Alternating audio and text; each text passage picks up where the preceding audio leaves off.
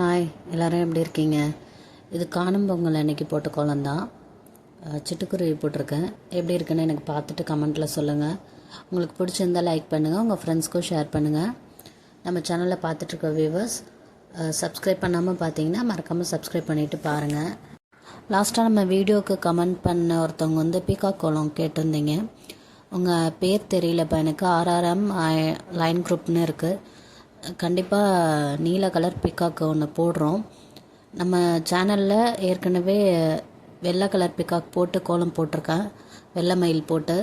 அதை பாருங்கள், உங்களுக்கு பிடிச்சிருக்கான்னு எனக்கு கமெண்ட்டில் சொல்லுங்கள்.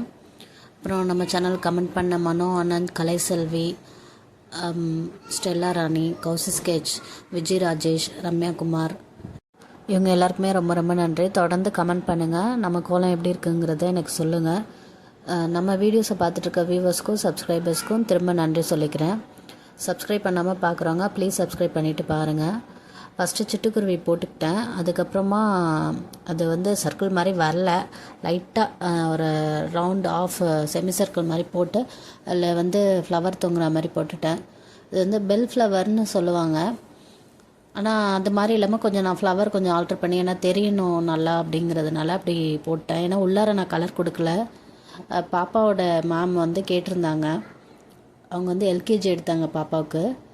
அவங்க வந்து கேட்டிருந்தாங்க, மேம் பேக்ரவுண்ட் கலர் போடாமல் வெறும் பேர்டு மட்டும் போட்டு போடுங்க மேம்னு சொல்லியிருந்தாங்க வாட்ஸ்அப்பில்.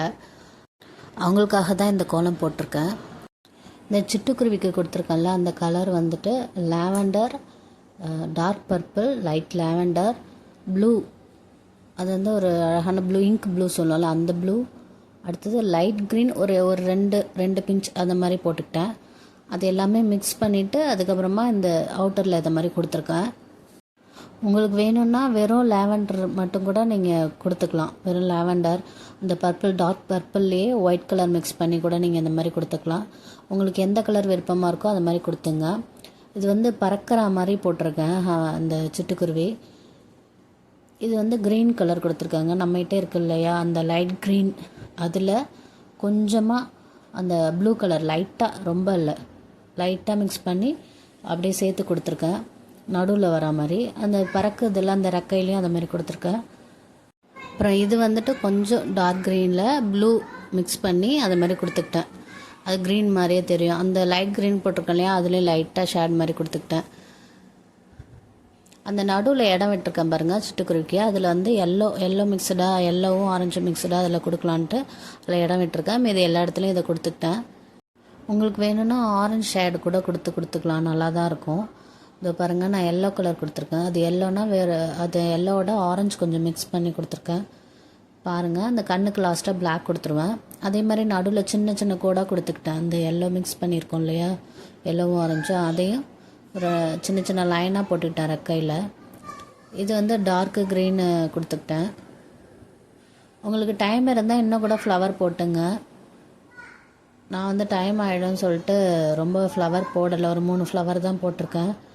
நீங்கள் உள்ளார பேக்ரவுண்ட் கலர் கொடுத்து போட்டுக்கிறதுனால போட்டுக்கலாம். அந்த மாதிரியும் ஒரு வீடியோ நம்ம சேனலில் போடலான்னு இருக்கேன். அந்த லீஃப்லலாம் லைட் க்ரீன் கொடுத்துட்டு அந்த லைட் க்ரீன்குள்ளார லைட்டாக டார்க் க்ரீனும் கொடுத்துப்பேன். ஃப்ளவருக்கு வந்து ஆரஞ்சு மிக்சடாக கொடுத்துருக்கேன். பாருங்கள் எப்படி இருக்குன்னு எனக்கு சொல்லுங்கள். அப்பப்போ பின்னாடி சவுண்டு வருது பாருங்கள், அது நம்ம குட்டீஸ் தான் கத்திகிட்ருக்கு, அதனால் கொஞ்சம் அட்ஜஸ்ட் பண்ணிக்கோங்க.